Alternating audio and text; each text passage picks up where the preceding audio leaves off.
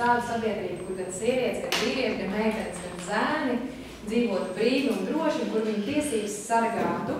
Un ikdienā tas, ko mēs darām, mēs sniedzam konkrētu pakalpojumu konkrētām sievietēm, kas pie mums vēršas un viņu bērniem, lai palīdzētu izkļūt no situācijām, kur viņas bieži vien piedzīvo vardarbību, seksuālo eksploatāciju vai kādu citu veidu diskrimināciju.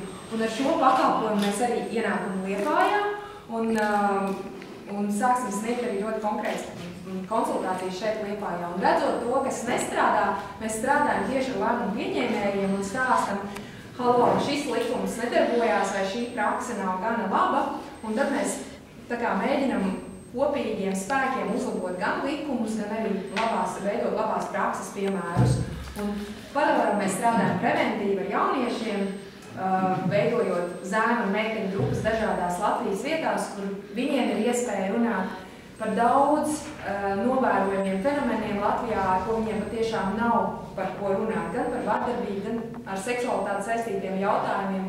Un tad mēs redzam šīs mazās drošās saliņas, kur viņi var nākt kopā un profesionāli cilvēku vadībā pārunāt dažādas jūtīgas jautājumus. Tas ir lielos vilcienos, ko mēs darām, lai tiektos ar šo sabiedrību. Un tāpēc mums jo īpaši ir svarīgi Liepāja, jo mēs šeit esam ar saviem pakalpojumiem ienākuši. Un mums tiešām rūp zināt, ko un kā jūs esat iecerējuši sieviešu un bērnu labklājības uzlabošanai. Jā, un novembrī mums bija tāds nosacīts pilotu projekts Liepājā, kur arī vairāk Liepājas žurnālisti vai kurzeņu žurnālisti piedalījās seminārā un arī tika aicināti būt klātesoši un sarunāties par šo tēmu. Un tad no Liepājas žurnālistiem arī izskanēja tāda ļoti pozitīvs novērtējums par to, ka beidzot arī Liepājā par šo tēmu tiks runāts. Tā kā mēs pieņemam, ka kā daudz vietu Latvijā šis ir tāds nenosarts lauks vai sāpīgs temats, par kuru ir vērts un būtu vērts runāt un arī strādāt, un par to tad Liepājā. Es tiešām atvainojos, ja es mazliet kādu sākumā jaukšu vārdos, kaut gan es diezgan uzmanīgi apskatīju gan jūsu katru piedāvātās programmas, gan arī personiski katru no jums mazliet apskatīju, bet atvainojiet, ja man kaut kas sākumā mazliet nojūg, labojiet, neņemiet ļaunā. Tā kārtība būtu tāda, ka es dotu katram no jums kandidātiem vārdu izteikties burtiski 3 minūtes par to, kas tad ir jūsu programmas galvenie punkti. Un tad esam laipni aicinājuši katru klātesošu uzdot jautājumus, komentēt, jautāt, diskutēt, protams, cienot vienam otru. Un arī Juris, kurš tad ir centra marka vadītājs Liepājā un varat iepazīties ar Juri, varbūt daži jau esat arī pazīstami, ir arī aicinājis liepājniekus iesūtīt iepriekš un uzdot jautājumus, kur ir tie karstie un interesējošie jautājumi, kas tad liepājniekiem būtu svarīgi izdarot izvēli pašvaldību vēlēšanās.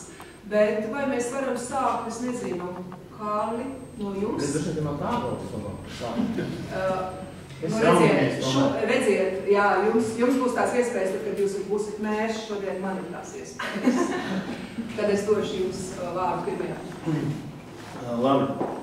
Kas mums tas formāts ceļamies kājās? Nē, es domāju, jūtamies brīvi, neceļamies kājās, netaisot prezentācijas oficiāliem paziņojumiem, laiks noteikti būs nākotnē. Es domāju, jo mēs brīvāk un līdzvērtīgāk, līdztiesīgāk jūtamies, jo labāk arī varam veidoties sarunē.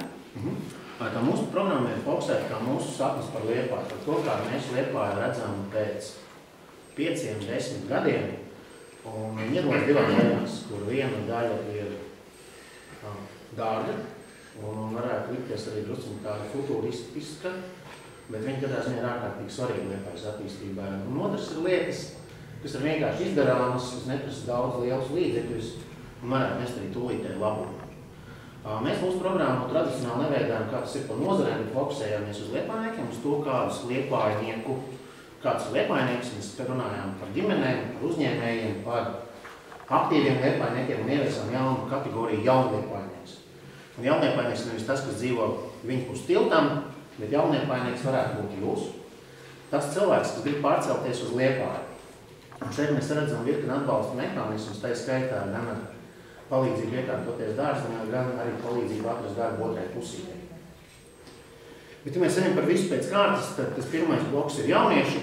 Un šeit mēs lielu lomu redzam jauniešiem un veidot arī jauniešu politisku iniciatīvu, līdzīgi kā jauniešu saimta, tagad ir Liepāja jauniešu doma, jo jaunieši tie, kas dzīvos rīt šeit pilsētā, mēs redzam par to, ka nepieciešams veidot dažādas startup atbalsta programmas jauniešiem, lai veiktu šo aizsāci uzņēmēju darbību. Mums ir veiksmīgi stāsti. Skolnieks, kas 17 gadi ir izveidojis savu biznesu un šobrīd jau strādā Silīts ielējā. Mēs runājam par zinātņu kārtas centru veidošanu, un tie nevis tādi, kā tas ir šobrīd Zili brīnumi, bet tas ir Sazobē ar universitāti, kas patiešām veicina jaunā kvalitātē zināšanu apgūvi pēc skolas. Un runājam par to, ka mēs transformējam mācību procesu uz darbu vidē, un šeit varētu būt, ka drusciņi transformēs vidusskolu programmas, ejot kopā ar universitātes studentiem reālā praksē. Jo mēs zinām, ka ēmdien tas, ka studenti vispār ir butuforīgi. Tas ir viens fokus. Otrs fokus ir ģimene. Šeit mums svarīgākā prioritāte, protams, ir ģimene. Tas, lai katram mazam liepājniekam būtu bērndārs. Tas, lai katrs mazais liepājnieks gan bērndārzā, gan arī pirmskolā būtu paēdis.